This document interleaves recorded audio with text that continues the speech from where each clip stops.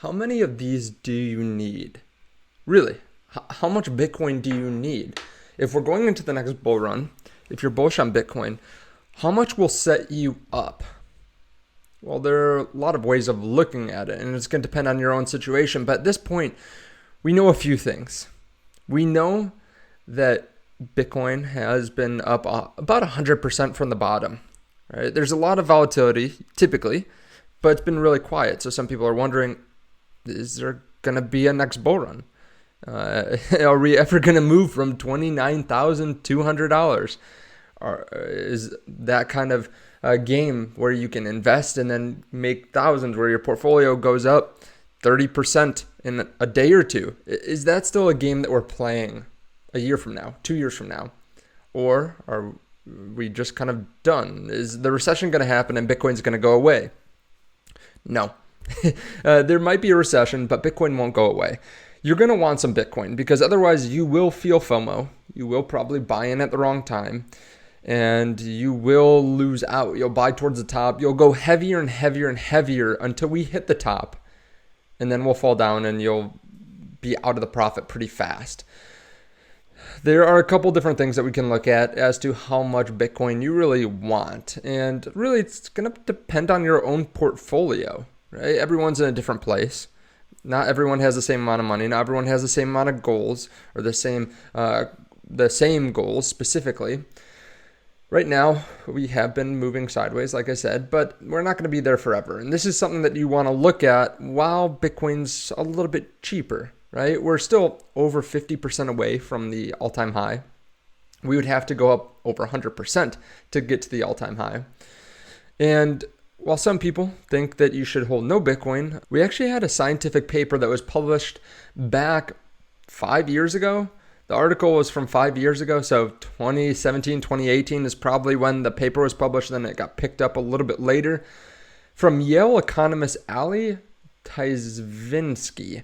And he reported that every portfolio should have about 6% Bitcoin in order to achieve optimal construction. Now, this is back in the last bear market or last bull market when we were still much cheaper than we are today. I'm not sure exactly when he ran the number, so that is something to pay attention to. But this is years ago. I think we would all be very happy if we had bought Bitcoin years ago and continued to dollar cost average to now. But he said even for those who are strong Bitcoin skeptics, they should maintain at least 4% Bitcoin allocation. I mean, think about that. Think about how much money is out there. There's $5 trillion just in US dollars sitting in banks. It could be more than that now. But think about how much buying pressure that would cause. We have certain companies like MicroStrategy that are consistently buying.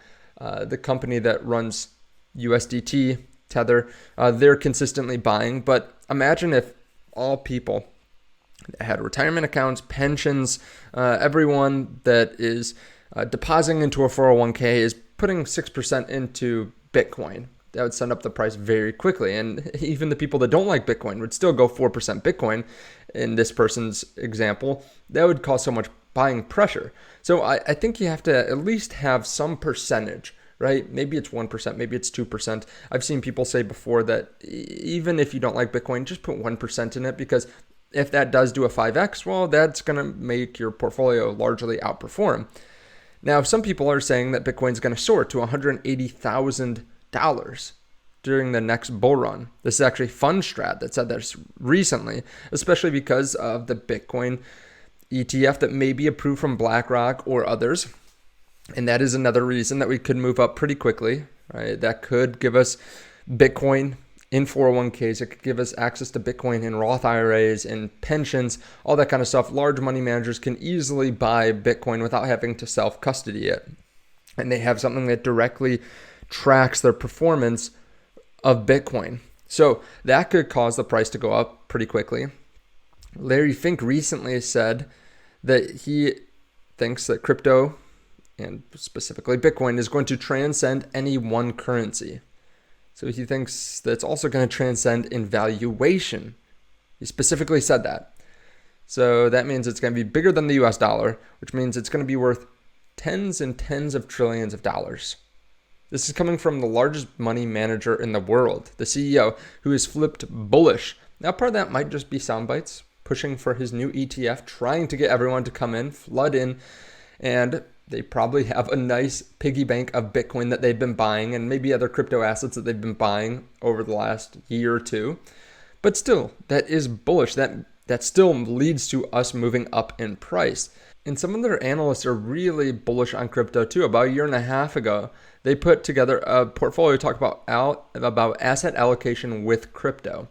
And at that point, they said starting with a 60-40 equity bond portfolio, which is produced with a risk aversion of Y equals 1.5, the optimal Bitcoin allocation is a large 84.9% with an exclamation point right afterwards. The remainder of the portfolio, 15.1%, is split 60-40 between equities and bonds. So they're saying if you want a 60-40 equity to bond portfolio, you really should be 84.9% Bitcoin if you want the best results possible. Although Bitcoin has an extremely large volatility of 1.322, they say, the pronounced positive skewness leads to large allocation and dominates in the utility function. The certainty equivalent compensation required to not invest in Bitcoin is close to 200%. They say starting with a 2080 stock bond portfolio, this leads to a 12.5% Bitcoin allocation, and a risk-tolerant investor with an 80-20% stock bond portfolio, which most of us are 100% equities. I think most people watching this channel probably are. As you get older, you go more into bonds. But they say someone that's more risk tolerant with an 80-20 stock bond portfolio desires a levered position in Bitcoin of 106.6%. So they are basically saying the best option for you if you are just a robot and you can just calculate numbers based on prior results is to go long on Bitcoin, leverage long. That's crazy, isn't it? Now, if you do want to go leverage long, I will say there's a link underneath the video to BITGET. You can sign up there, go leverage long. They have up to $9,000 worth of bonuses. So check that out. Also hit subscribe while you're down there too, so you can see future videos just like this. So if you want to know how much Bitcoin you need, you probably need a percentage of your portfolio. You need to figure out what's right for you.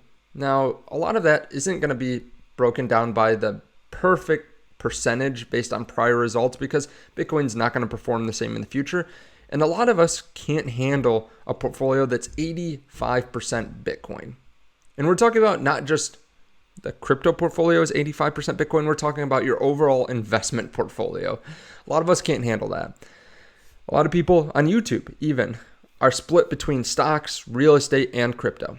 I'm that way, right? I believe strongly in Bitcoin, but I still realize that if I was 85% Bitcoin, I would have a hard time with some of that volatility.